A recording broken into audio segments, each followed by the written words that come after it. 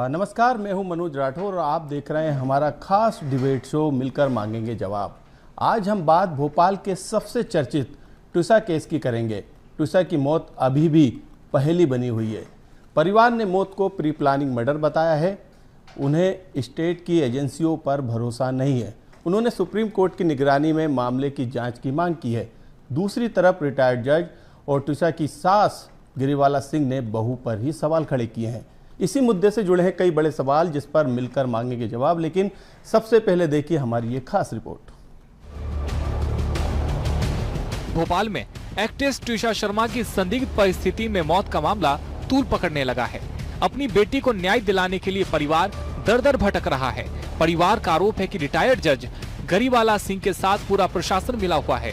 उनकी ना पुलिस और ना ही कोर्ट में सुनवाई हो रही है। इस मामले में गिरिवाला सिंह और उनके बेटे समर्थ सिंह पर दहेज हत्या का मामला दर्ज है, लेकिन ट्विसा के परिवार को पुलिस की जांच पर भरोसा नहीं है। उन्होंने सुप्रीम कोर्ट की निगरानी में जांच कराने के साथ ट्विसा के शव का दिल्ली एम्स में पोस्टमार्टम कराने की मांग की है। मेरा विनम्र निवेदन है कि बॉडी को तुरंत जो है संज्ञान लेते हुए सीएम मोहन यादव से रिक्वेस्ट है, मुझे सभी पदाधिकारियों से रिक्वेस्ट है, इसका संज्ञान लेते हुए तुरंत बॉडी को सुरक्षित एम्स दिल्ली भिजवाया जाए ताकि इसकी सही न्यायिक जांच हो सके, सही प्रामाणिक जांच हो सके। सुप्रीम कोर्ट संज्ञान ले, सीजीआई जो है इंडिया के माननीय सीजीआई वो इसका संज्ञान ले। ये जो मीडिया में 7 दिन बाद आई है क्योंकि इनके बेटे की रिजेक्ट बेल हो गई है, वो एक पहली बात है। और ये जो झूठे आंसू, ये तो भी सब्जेक्टिव है, आपको लगे या ना लगे, मुझे तो काफ़ी झूठे लगे इनके आंसू बहाना।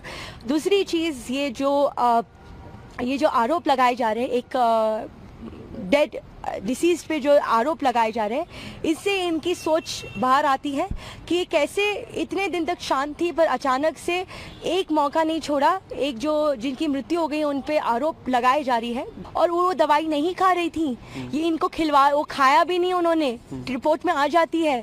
वो उनको घोषित करना चाहती है कि वो पागल थी, वो नहीं थी। उन्होंने के मैसेजेस में लिखा है ये बात होती थी कि इनको जानबूझ कर फोर्स किया जाता था हर चीज के लिए।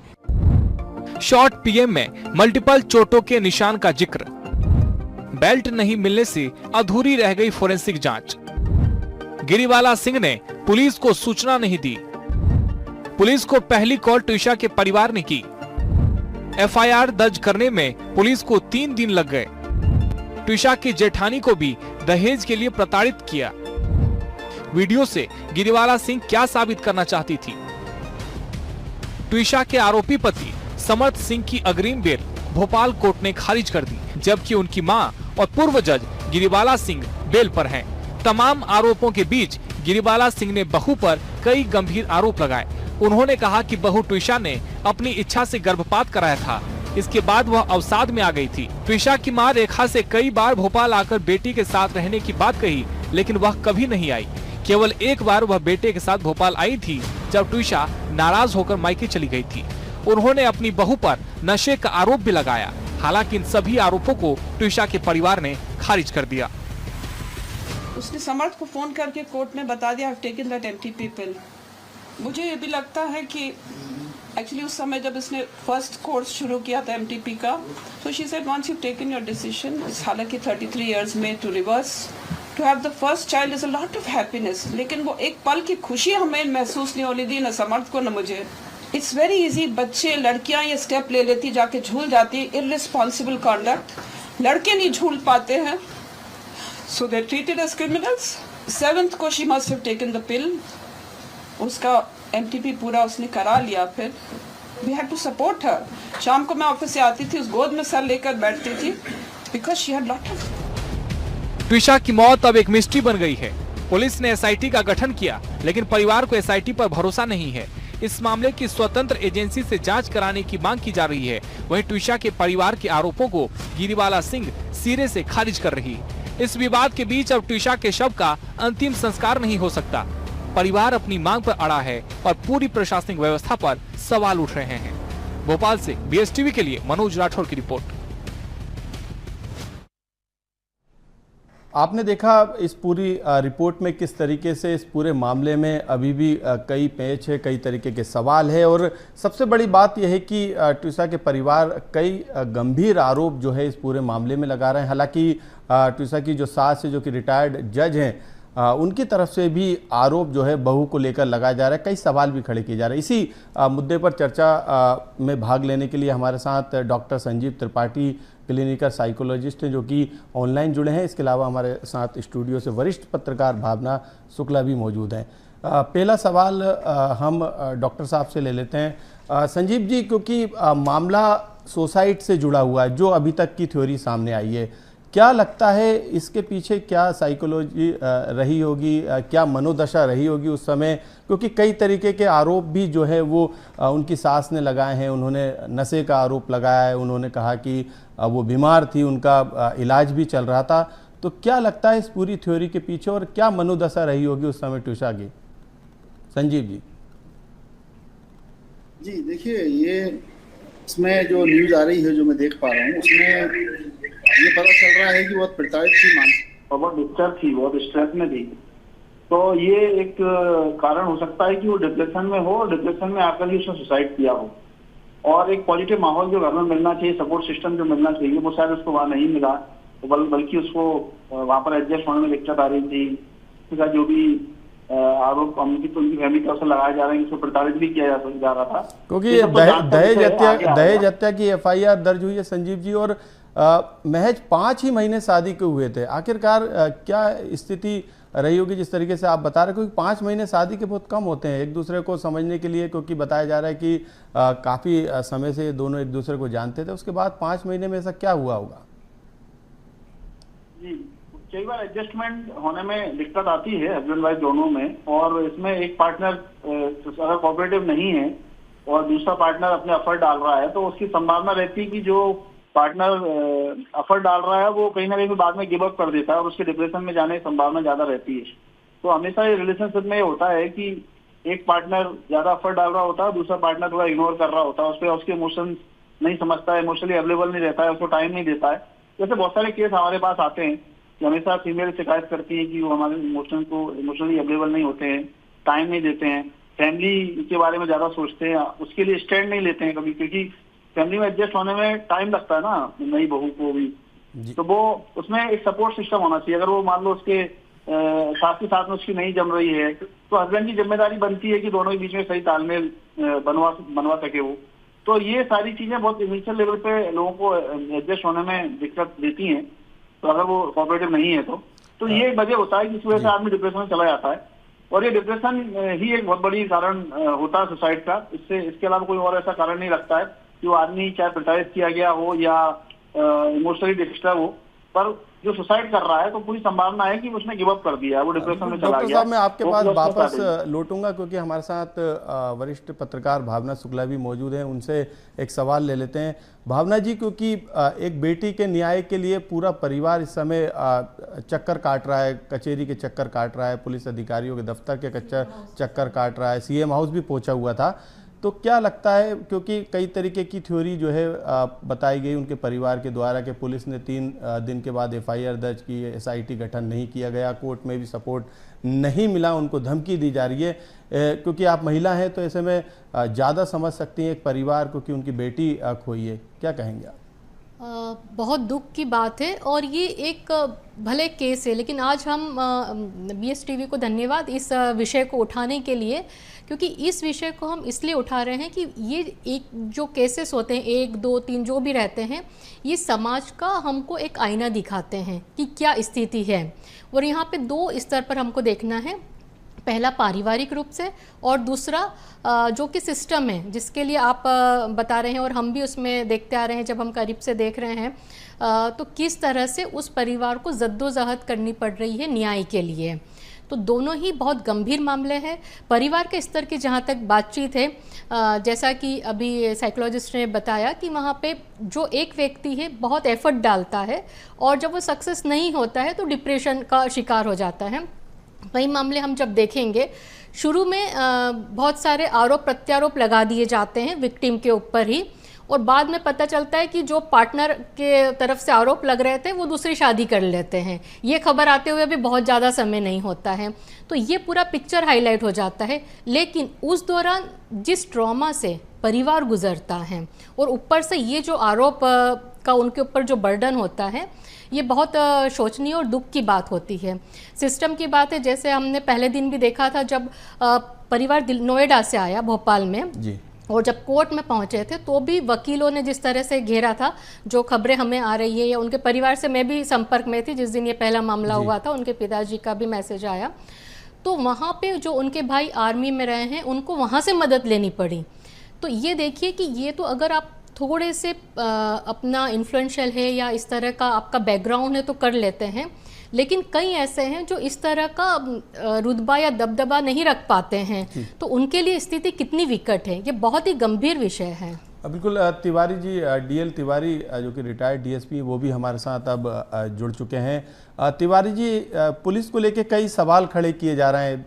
आरोप है कि 3 दिन बाद एफआईआर दर्ज की। इतना ही नहीं, जब पोस्टमार्टम एम्स में हुआ उस दौरान जिस बेल्ट से फांसी लगाई थी ट्यूसा ने, वो बेल्ट भी जो है पुलिस जो है वहाँ पे मर्चुरी रूम नहीं ले गई है।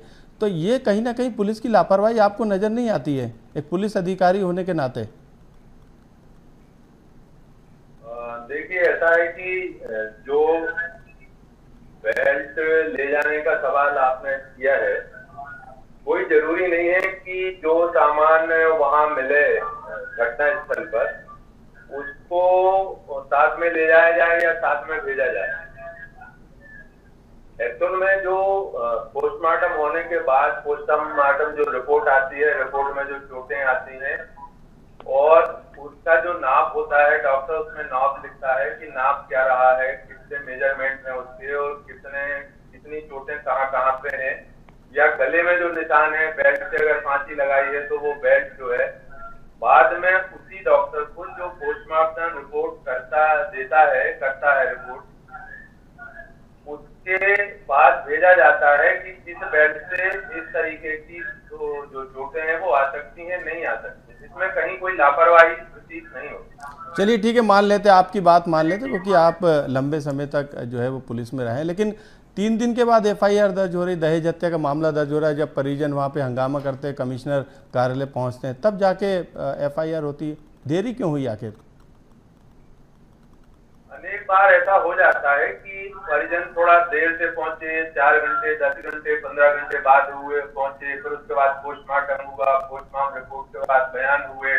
इस प्रक्रिया में 1-2 दिन लग जाते हैं और जब परिजन अपनी रिपोर्ट लिखते हैं या बताते हैं या बयान देते हैं या शिकायत करते हैं, तभी उस पर एफआईआर होती है।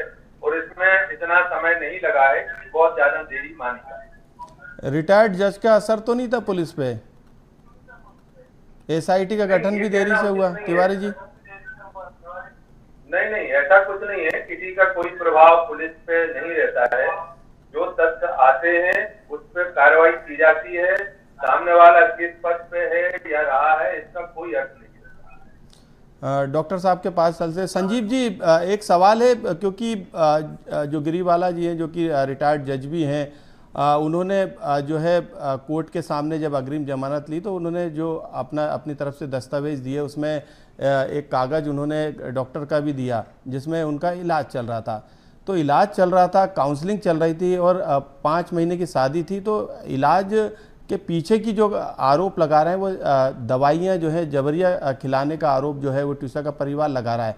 लेकिन इलाज से कितना समय लगता है आराम मिलने में? देखिए, इसमें थोड़ा समय लगेगा। सारे जो पहलू जब सामने आएंगे इस पूरी कहानी के जी, तो इसमें की चोट के निशान है, तो इसका मतलब शायद उसको प्रिटाइज भी किया जा रहा था जी। अगर चोट के निशान है तो अभी सुसाइड है, तो इसका मतलब वो डिप्रेशन में भी थी। तो और अगर इलाज वाकई में चला है और वो कागज एकदम सही है, तो इलाज कब से चल रहा है, वो इलाज के लिए उतनी गंभीर थी कि नहीं थी, वो खुद भी कोऑपरेटिव थी कि नहीं थी।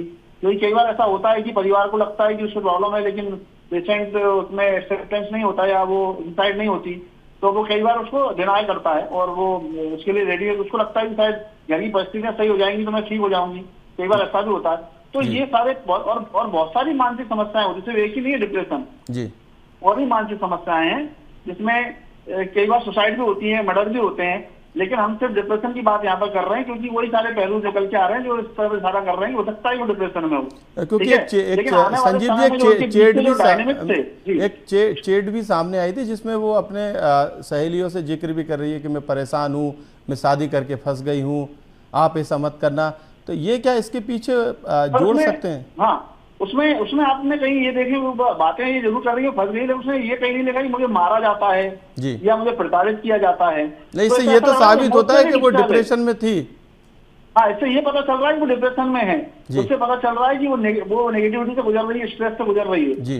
लेकिन अब ये उसके जो थॉट हैं, ये कॉग्निटिवली मतलब आपको ये देखना पड़ेगा कि किसी तरह के डिप्रेशन वाले सिम्टम है ये, या हो सकता है कि उसमें कोई और भी सिम्टम हो जो दूसरी मानसिक बीमारी का इशारा कर रहे हो। मैं उसका जिक्र नहीं करना चाह रहा क्योंकि वो कई बार कंट्रोवर्शियल हो जाएगा, क्योंकि अभी वो बेचारी ऑलरेडी उसके किसी साथ ऐसा हुआ है, हादसा हुआ है, तो अगर उसको जज करें तो ये गलत होगा। लेकिन वो आने वाले जो और भी सिम्टम है पता चलेंगे उनकी बातचीत के बीच के जो और अंश अगर हमारे सामने कभी बाद में आएंगे और हमको पता चलेगा कि उनके बीच में क्या केमिस्ट्री थी, क्या डायनामिक्स थे, तो उससे हम किसी और किसी नतीजे पे भी पहुंच सकते हैं। ऐसा होता ही है कई बार, हमारा केस की और दिशा से शुरू होता है तो किसी और दिशा में चला जाता है जी बिल्कुल। तो ये हम अभी किसी तरह से नहीं कह सकते, अभी इसको यही मान के चलते हैं कि डिप्रेशन का केस है और परिवार की तरफ से कोई सपोर्ट सिस्टम नहीं था, इसलिए वो सुसाइड हुई है। भावना जी, एक सवाल आपसे रहेगा कि ये भी आरोप था परिवार का कि कोई भी, क्योंकि अमूमन इस तरीके के केस रहते हैं तो परिजन से मिलने के लिए नेता भी चले जाते हैं, बाकी दूसरी पर्सनालिटी भी वहाँ पर पहुँच जाती है। इस केस में परिवार का आरोप है कि कोई भी मिलने नहीं आया, कोई भी नेता नहीं आया, कोई भी आयोग नहीं आया, महिला आयोग जबकि है मानव अधिकार आयोग है। हालांकि राष्ट्रीय मानव अधिकार आयोग ने कमिश्नर से जवाब मांगा, लेकिन राज्य मानव अधिकार आयोग भी इसमें सक्रिय नहीं रहा, कोई संगठन सक्रिय नहीं रहे। कैसे देखती हैं इसको आप? परिवार का जो विक्टिम है उनके परिवार का शुरू से ही आरोप रहा है कि ये बहुत प्रभावशाली परिवार रहा है जिनके ऊपर इन्होंने आरोप लगाए हैं ट्विशा के परिवार वालों ने, और सीएम हाउस के सामने भी उनको धरना देना पड़ा। फिर उसके बाद में जाके उनकी अधिकारियों से बात हो पाई है और उसके बाद में एसआईटी का गठन हुआ है जी। तो जब इस तरह के कई मामले ऐसे होते हैं कि स्वतः संज्ञान ले लिया जाता है तो बिल्कुल लिया जाना चाहिए था, क्योंकि यहाँ पे पब्लिक प्रोसिक्यूटर भी है तो सरकार की तरफ से अपॉइंट किया जाता है जब इस तरह के मामले रहते हैं यहाँ पर। तो वो जैसे आप जो चेट की बात भी कर रहे थे तो उसमें भी ये पता चल रहा है कि एक वो पीड़िता तो थी वहाँ पे, क्योंकि जो उसके विक्टिम है और उनकी मदर का जब हम चेट देखते हैं तो चेट हिस्ट्री में भी वो बातें आती है कि बहुत ज़्यादा परेशान किया जा रहा है, और हर बार सहेली का चेट जो सामने आया है या मदर का जो चेट आया है उसमें ये बातें भी मेंशन की, अभी बात नहीं कर सकती, मैं बाद में करूँगी, इस तरह के। तो इससे दबाव भी एक रिफ्लेक्ट होता है, क्योंकि सामान्य परिस्थिति में इंसान अभी नहीं कर सकती ये बात है तो इसका मतलब कहीं ना कहीं वो दबाव में था। और उसके बाद क्रोनोलॉजी, हालांकि अभी एसआईटी गठन हुई है, कोर्ट का मामला है, ये सारी तहकीकातें होंगी और अभी उनकी पोस्टमार्टम भी नहीं मतलब एक हो चुका है, दूसरे की डिमांड की जा रही है क्योंकि उसमें भी बताया जा रहा है चोट के निशान हैं। तो यहाँ पे विक्टिम तो वो रही हैं एक, इससे तो ये जो साक्ष्य सामने आ रहे हैं उनसे हम ये मना तो नहीं कह सकते हैं। तिवारी जी जुड़े हुए लगातार हमारे साथ। तिवारी जी, सवाल वही है कि जब अग्रिम जमानत के लिए गिरिवाला सिंह की जो अर्जी थी, याचिका थी अग्रिम जमानत की, वो कोर्ट में लगाई गई तो पुलिस ने क्यों आपत्ति नहीं करी? पुलिस को आपत्ति करना था, आराम से उन्हें बिल्कुल ये स्पेशल केस मुझे लगता है कि जिसमें इतनी जल्दी जो है वो अग्रिम जमानत मिल गई, हालांकि उनके बेटे की जमानत को खारिज कर दिया। क्या पुलिस यहाँ पर भी सक्रियता दिखा सकती थी क्या तिवारी जी? मेरा ऐसा कहना है कि जब न्यायालय में कोई अग्रिम जमानत के लिए अप्रोच करता है तो जरूरी नहीं है कि पुलिस उसमें कोई विरोध करे या पुलिस से रिपोर्ट नहीं मांगी जाए मजिस्ट्रेट द्वारा, तो कोई जरूरी नहीं है कि पुलिस रिपोर्ट दे। शुरुआती मामलों में, शुरुआती विवेचना में ये सब होता रहता है। जिसको अग्रिम जमानत देना है, आरोप तो पति के ऊपर मुख्य रूप से है कि पति द्वारा मारपीट की जाती, और जो मैडम गिरिवाला सिंह हैं उनके ऊपर क्या आरोप है ये तो एफआईआर और बयानों से पता चलेगा। एक्चुअल में जो इन्वेस्टिगेशन ऑफिसर है उसमें क्या पोजीशन है उनकी और क्या उनका कृत्य है इन धाराओं में कैसे जुड़े हैं वो। ये तो इन्वेस्टिगेशन का विषय है। शुरुआती मामलों में तो जो सामान्य तौर पर महिलाओं को सॉफ्ट कॉर्नर एक हमेशा रहा है और कानून का भी साफ कॉर्नर रहता है। लेकिन पुलिस पर जो है परिवार को भरोसा नहीं है, जांच एजेंसियों पर भरोसा नहीं है, भोपाल की न्यायपालिका पर भरोसा नहीं है। आखिरकार ऐसा क्या कर दिया पुलिस और प्रशासनिक व्यवस्थाओं ने? कुछ तो परिवार को लगा हुआ, तब तो उन्हें भरोसा नहीं है। वो सुप्रीम कोर्ट की निगरानी में जांच की मांग कर रहे हैं। देखिए, परिवार जो है आशंकाओं पर रहता है। उसको लगता है कि सामने वाला जज रहा है तो हमारे जो न्यायपालिका है वो प्रभावित होगी, पुलिस प्रभावित होगी। पर ऐसी परिस्थितियां नहीं रहती हैं। जो आप कहते हो, जो आप कथन देते हो, जो पीड़ित पक्ष है वो जो कथन देता है उसी के आधार पर कार्रवाई होती है। कथन सभी के जो है जैसे बताए जाते हैं वैसे ही लिखे जाते हैं। इसमें प्रभाव का कोई रोल होता नहीं। एसआईटी इस पूरे मामले की जांच कर रही है, लेकिन अब वही फिर से बात सामने आती है कि उन्हें भरोसा ही नहीं है एसआईटी पे, तो वो कैसे जांच में सहयोग करेंगे फिर? देखिए, भरोसा तो उन्हीं को करना पड़ेगा, या वो करना चाहें अन्य कोई एजेंसी से कराना चाहें। एसआईटी एक ऐसी चीज है, स्पेशल इन्वेस्टिगेशन टीम है, वो उसमें महिला भी होंगी और सब तरीके के लोग होंगे, 2 लोग 3 लोग जो भी एसआईटी के गठित हैं जी, तो उनको विश्वास करना चाहिए। जो वो बता रहे हैं वैसा हो रहा है तो विश्वास तो उनको होगा, आज भी तो कल होगा। बिल्कुल। हम संजीव जी के पास चले जाते हैं, क्योंकि संजीव जी, मामला कहीं ना कहीं उनकी मनोदशा से भी जुड़ा हुआ है। कई तरीके की डिप्रेशन की आपने बात कही कि हो सकता है कि डिप्रेशन हो उनको, क्योंकि चेट भी सामने आई है, कई तरीके के सबूत भी इससे जुड़े हुए हैं। जब कोर्ट की प्रोसेसिंग चलती है तो उसमें ये सबूत जो है वो कितना काम आता है? जब इस तरीके की बीमारी किसी को होती है, किसी तरीके कोई डिस्टर्ब होता है, तो ये प्रूफ करने में और इसके एविडेंस के तौर पर हमें कितना इसे अहम मान सकते हैं, क्योंकि ये तो सीधे तौर पे फायदा करेंगे गिरिवाला सिंह को।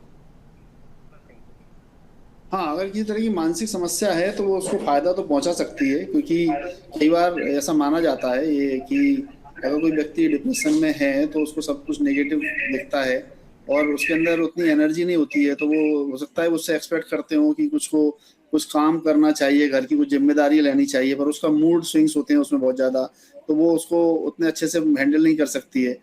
तो ये सबसे बड़ी गलती सोसाइटी में ये है कि हम डिप्रेशन या एंजाइटी ऐसी तरह कोई मानसिक समस्याएं होती हैं उसको व्यक्ति विशेष की गलती मानते हैं, जबकि एक मानसिक समस्या है और उससे कोई भी गुजर सकता है और उसको उस समय एक सपोर्ट सिस्टम की जरूरत होती है। उस समय उसको परिवार को समझना चाहिए कि अगर ये नहीं कर पा रही है या चीज़ों को समझ नहीं पा रही तो उसके पीछे इसकी मानसिक स्थिति है, इसमें उसको एक अच्छा सपोर्ट मिलना चाहिए, इसका प्रॉपर इलाज होना चाहिए। लेकिन उसमें उल्टा उसके साथ और ज़्यादा स्ट्रेस देने लगते हैं, उसको और ज़्यादा उसके लिए समस्या खड़ी करने लगते हैं, तो उससे वो और ज़्यादा एडजस्ट नहीं कर पाती है फैमिली में। तो इस बात की संभावना है कि अगर वो पहले से भी इलाज ले रही होगी अगर तो डेफिनेटली वो जो परिवार है वो इस बात के लिए आरोप लगा सकता है कि हमसे छुपाया गया और उसको मानसिक समस्या थी और ये पहले से थी, इस चीज़ का उनको फायदा मिल सकता है। और अगर वो बाद में हुआ है तो ये इस बात का फायदा परिवार को मिल सकता है कि अगर वो पहले अच्छी वाली थी और आपने उसको इतना प्रताड़ित किया कि वो डिप्रेशन में चली गई, उसको इलाज लेना पड़ा, तो ये सारे पहलुओं को हमें समझना पड़ेगा। तो वो सुसाइड के पीछे कारण क्या है, उसका बैकग्राउंड क्या है, उनके बीच के डायनेमिक्स क्या है, वो सारी चीज़ें आगे हमारे सामने आएंगी, तभी हम किसी नतीजे पहुंच पाएंगे। भावना जी, एक सवाल आपसे ये रहेगा कि लगातार फैमिली जो है वो न्याय के लिए दर दर की ठोकरें खा रही है, भटक रही है, उसको अभी तक न्याय नहीं मिला। 8 दिन हो चुके मरचूरी में ट्यूसा का शव रखा हुआ है अंतिम संस्कार के इंतजार में।